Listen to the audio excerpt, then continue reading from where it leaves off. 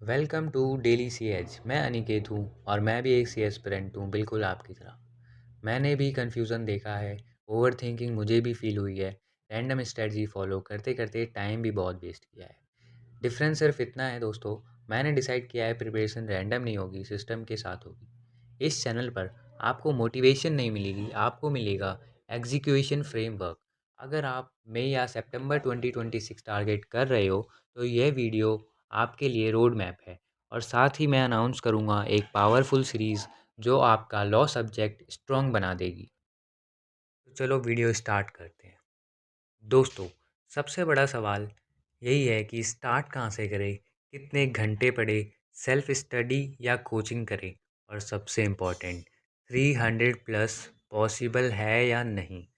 Next 8 से 9 minute में मैं आपको ज़ीरो से 300 प्लस तक का प्रैक्टिकल रोड मैप दूंगा। तो सबसे पहले पैटर्न क्लियर कर लेते हैं। सीए फाउंडेशन का exam institute of chartered accountant of India ICAI करवाता है कंडक्ट। इसमें टोटल 4 पेपर्स होते हैं। हर एक पेपर 100 मार्क्स का होता है। पेपर 1 होता है अकाउंटिंग का, पेपर 2 होता है बिजनेस लॉज का, पेपर 3 होता है क्वांटिटेटिव एप्टीट्यूड का, पेपर 4 होता है बिजनेस इकोनॉमिक्स का।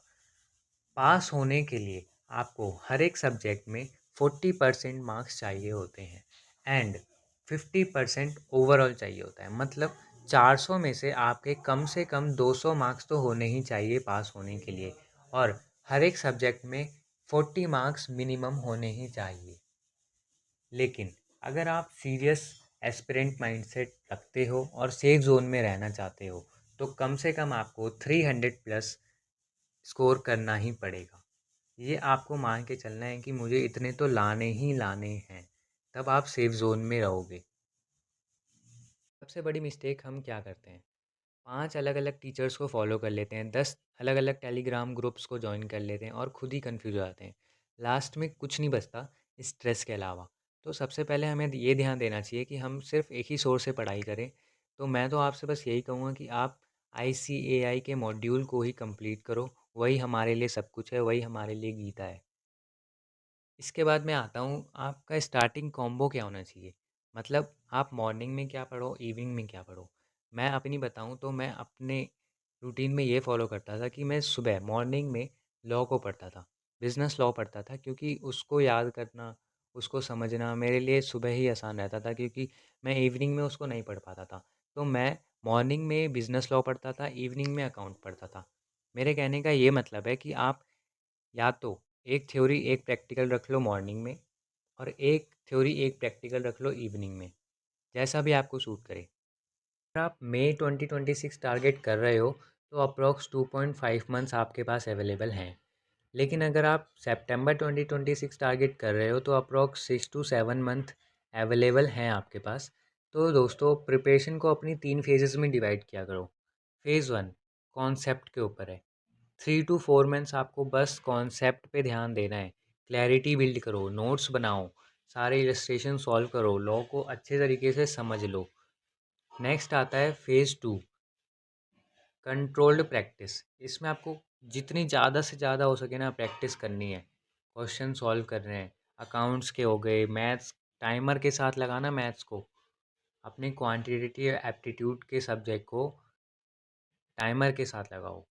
1 से 2 मंथ आप प्रैक्टिस करो खूब।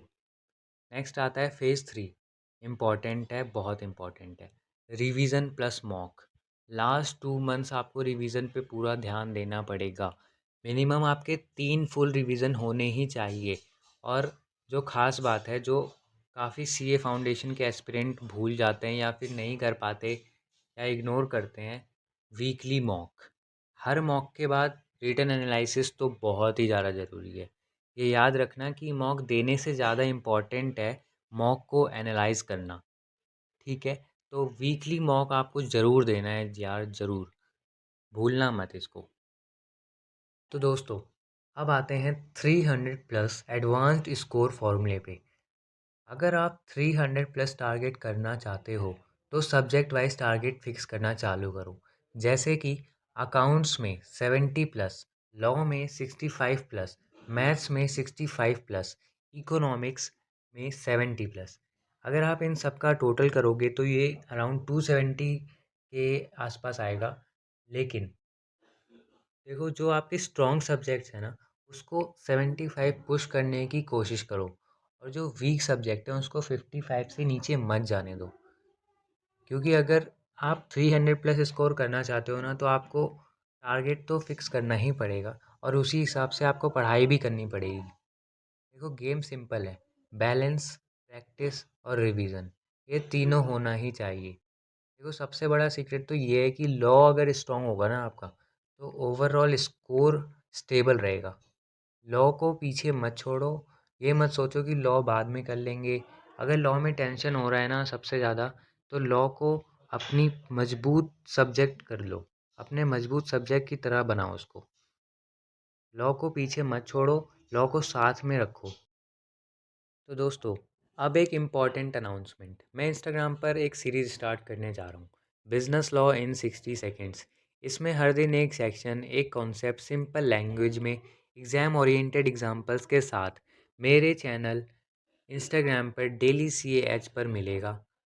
इससे क्या होगा, अभी तक आपने किसी भी टीचर से जितना भी लॉ पढ़ा है ना, अगर आप मेरे रील्स को भी देखोगे तो आपका क्विक रिवीजन हो जाएगा।